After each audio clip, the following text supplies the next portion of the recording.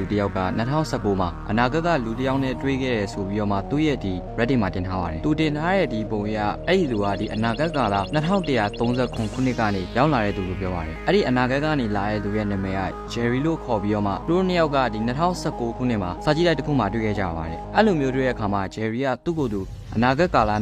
2139ခုနှစ်ကလာတဲ့သူပါလို့ပြောပြီးတော့အနာဂတ်မှာကဘာကြီးဘယ်လိုဖြစ်နေတာလဲဆိုတာတွေပါဖောက်တယ်ချလာပါတယ်post ပိုင်ရှင်နဲ့ Jerry က3လတိတိဒီစာကြည့်တိုင်းမှာတင်းလာနေတိုင်းတွေ့ပြီးတော့မှစကားပြောခဲ့ကြပြီးတော့အဲ့လိုမျိုးတွေ့တဲ့အချိန်တွေမှာပဲသူကဒီ2139ခုနှစ်ကနေလာတဲ့ time traveler တယောက်နဲ့အတူရှိနေရမလို့မေးရင်နဲ့နောက်ပြီးတော့ဒီသိရင်နဲ့မေးခွန်းတွေရှိရင်လည်းပြောထားပေးကြဖို့ဆိုပြီးတော့မှဒီ Reddit မှာ post တစ်ခုတင်တာပါသူရဲ့အဲ့ဒီ Reddit post အောက်မှာလည်းမေးထားတဲ့ဒီမေးခွန်းတွေကိုပြန်ဖြေထားတာတွေလည်းအများကြီးပါပဲ AMA အပိုင်း၄ပိုင်းခွဲပြီးတော့တင်ထားပါ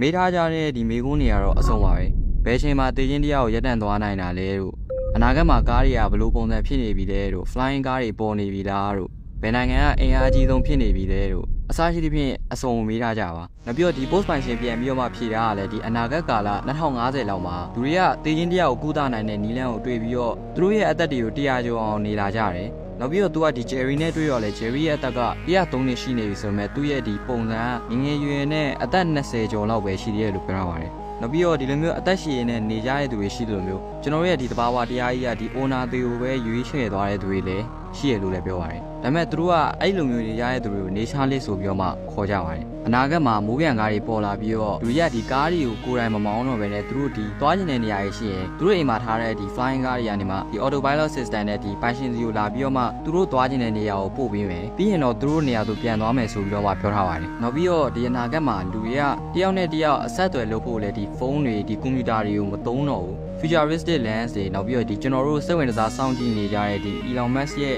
Neuralink တို့လိုအုံနောက်ထဲကိုချစ်ပြားတွေထည့်ပြီးတော့မှလူတွေကတယောက်နဲ့တယောက်အဆက်အသွယ်လုပ်လာကြရလို့ပြောထားပါတယ်နောက်ပြီးတော့လူတချို့ကလည်းဒီလဘော်တို့ Mars ဘော်တို့မှာဒီ space station တွေစောက်ပြီးတော့မှစပြီးတော့နေလာကြပြီလို့ပြောထားပြီးတော့အနာဂတ်မှာကျွန်တော်တို့ဒီတောက်နေတဲ့ coffee တွေကိုလည်းမတောက်တော့ဘဲနဲ့ caffeine ဓာတ်ကိုကိုယ်တိုင်ဆေးထိုးပြီးတော့မှ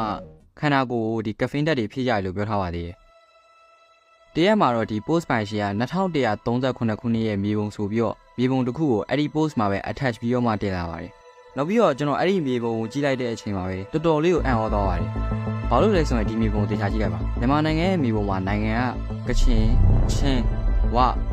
အာရကန်နဲ့ဘာမှဆိုပြီးတော့9နေရာကွဲသွားတာကိုတွေ့ရပြီးတော့အောက်ပိုင်းဒေသတချို့ကလည်းဒီထိုင်းနိုင်ငံဘက်ကိုပါသွားတာကိုတွေ့ရမှာပါပြောမယ်ဆိုရင်အခုကျွန်တော်တို့နိုင်ငံကြုံတွေ့နေရတဲ့အခြေအနေနဲ့ရှင်ထိုးပြီးတော့ကြည့်မယ်ဆိုရင်ဖိနိုင်ကြီးတော်တော်လေးနီးစပ်တယ်လို့ကောက်ချက်ချလို့ရတယ်လို့ပြောရပါမယ်ကျွန်တော်ဒီလိုမျိုးကောက်ချက်ချသူပဲအဲ့ဒီပို့ဆောင်မှာလူတစ်ယောက်က